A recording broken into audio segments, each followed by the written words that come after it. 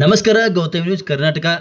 ಆತ್ಮೀಯ ಛಲವಾದಿ ಬಂಧುಗಳೇ, ಇವತ್ತಿನ ದಿನ ಮೀಸಲಾತಿಯ ಕುರಿತು ಛಲವಾದಿ ಸಮಾಜದ ಎಲ್ಲ ಯುವಕರ ವತಿಯಿಂದ ಬಾಬಾ ಸಾಹೇಬ್ ಅಂಬೇಡ್ಕರ್ ಸರ್ಕಲ್ ಮುಂದೆ ಯುಜೋತ್ಸವ ಕಾರ್ಯಕ್ರಮ ಹಮ್ಮಿಕೊಂಡಿದ್ದು, ಬಾಗಲಕೋಟೆ ಜಿಲ್ಲೆಯ ಬೆಳಗಿಯ ಛಲವಾದಿ ಸಮಾಜದ ತಾಲೂಕು ಅಧ್ಯಕ್ಷರು ಸಂತೋಷ ಕಳ್ಳಿಮನಿ ಮತ್ತು ಹನುಮಂತ ಗಚ್ಚಿನಮನಿ ಇವರ ಸಂಯೋಗದೊಂದಿಗೆ ಸಮಸ್ತ ಛಲವಾದಿ ಸಮುದಾಯದ ವಿಜಯೋತ್ಸವವನ್ನು ಮಾಡಲಾಯಿತು.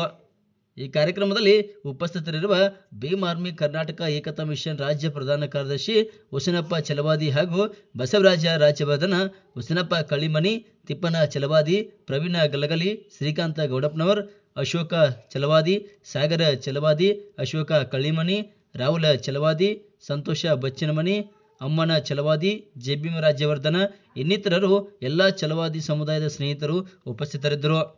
ನಿರಂತರ ಸುದ್ದಿಗಾಗಿ ನೋಡ್ತಾ ಇರಿ ಗೌತಮ್ ನ್ಯೂಸ್ ಕರ್ನಾಟಕ. ಸಂಪಾದಕರು ಭರತೇಶ್ ಪಾನಕ್ನವರ್, ಜಮಖಂಡಿ.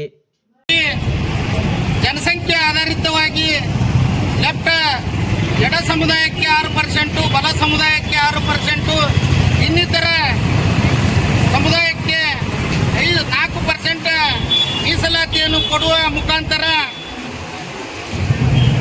ಕರ್ನಾಟಕ ರಾಜ್ಯ ಸಮಾಜ ಕಲ್ಯಾಣ ಸಚಿವರಾದ ಎಸ್.ಸಿ. ಮಾಧವಪ್ಪ ಸಾಹೇಬರಿಗೆ ಅಭಿನಂದನೆಗಳನ್ನು ಸಲ್ಲಿಸಲಿಕ್ಕೆ ಇಷ್ಟಪಡ್ತಾ ಇದ್ದೇನೆ ಬಂಧುಗಳೇ. ಅದೇ ತರನಾಗಿ ನಮ್ಮ ರಾಜ್ಯದ ಮುಖ್ಯಮಂತ್ರಿಗಳಾಗಿರುವಂಥ ಸಿದ್ದರಾಮಯ್ಯ ಸಾಹೇಬರಿಗೂ ಕೂಡ ನಮ್ಮ ಸಮುದಾಯದ ಪರವಾಗಿ ಅವರಿಗೆ ಅಭಿನಂದನೆಗಳನ್ನು ಸಲ್ಲಿಸಲಿಕ್ಕೆ ಇಷ್ಟಪಡ್ತಾ ಇದ್ದೇನೆ.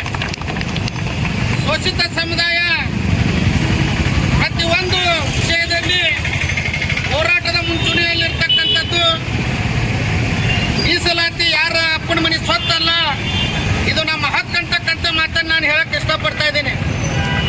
ಯಾಕಂತಂದ್ರೆ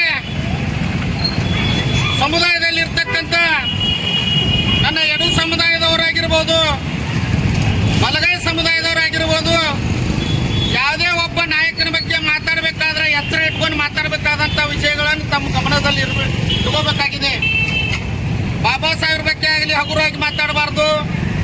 ಮತ್ತು ಇನ್ನಿತರ ಯಾವುದೇ ಒಬ್ಬ ನಾಯಕರುಗಳು ಕೊಟ್ಟಂಥ ಕೊಡುಗೆ ನಮಗೆ ಭಾಳ ಅತ್ಯಮೂಲ್ಯವಾದದ್ದು ಅಂತಕ್ಕಂಥದ್ದನ್ನು ತಿಳ್ಕೊಂಡು ಮಾತಾಡಬೇಕಾಗಿದೆ. ಯಾಕಂದರೆ ಏನೇ ಕಾಮೆಂಟ್ ಮಾಡೋದಾಗಲಿ, ಫೇಸ್ಬುಕ್ದಲ್ಲಿ, ವಾಟ್ಸಪ್ದಲ್ಲಿ ಏನೋ ಮಾಡೋದಾಗಲಿ ಮಾಡಬಾರ್ದು ಅಂತ ಹೇಳ್ತೀರಿ. ನನ್ನೊಂದು ಈ ನಮ್ಮ ಸಮುದಾಯದ ಪರವಾಗಿ ನಾವೊಂದು ಎಚ್ಚರಿಕೆಯನ್ನು ಕೊಡ್ತಾ ಇದ್ದೀನಿ ಬಂಧುಗಳೇ.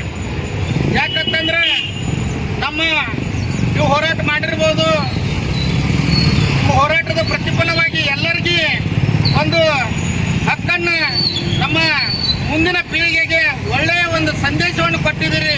ನಿಮಗೂ ಕೂಡ ನಾನು ಅಭಿನಂದನೆಗಳನ್ನು ಸಲ್ಲಿಸ್ತೀನಿ.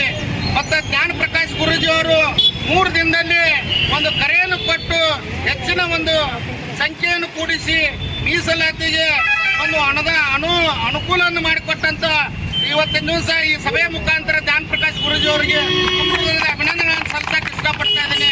ಅದೇ ತರನಾಗಿ ಎಲ್ಲ ಜಿಲ್ಲೆಯಿಂದ ಎಲ್ಲ ನನ್ನ ಸಮುದಾಯದ ಎಲ್ಲ ಲೆಫ್ಟ್ ರೈಟ್ ಎರಡೂ ಹೋಗಿ ನಿರಂತರ ಫ್ರೀಡಂ ಪಾರ್ಕ್ನಲ್ಲಿ ಹೋರಾಟದ ಮುಖಾಂತರ ಈ ಗೆಲುವನ್ನು ತಂದು ಕೊಟ್ಟಂತ ಈ ವಿಜಯೋತ್ಸವಕ್ಕೆ ಎಲ್ಲರೂ ಭಾಗಿಯಾಗಿ ವಿಜಯೋತ್ಸವವನ್ನು ಆಚರಣೆ ಮಾಡಿದ್ರೆ ತಮ್ಮೆಲ್ಲರಿಗೂ ಅಭಿನಂದಿಸಿ ಮತ್ತೊಮ್ಮೆ ಸರ್ಕಾರಕ್ಕೆ ಅಭಿನಂದನೆ ಸಲ್ಲಿಸಿ ನಾನು 2 ಮಾತುಗಳನ್ನು ಮುಗಿಸ್ತಾ ಇದ್ದೀನಿ. ಜೈ ಭೀಮ್, ಜೈ ಭಾರತ್.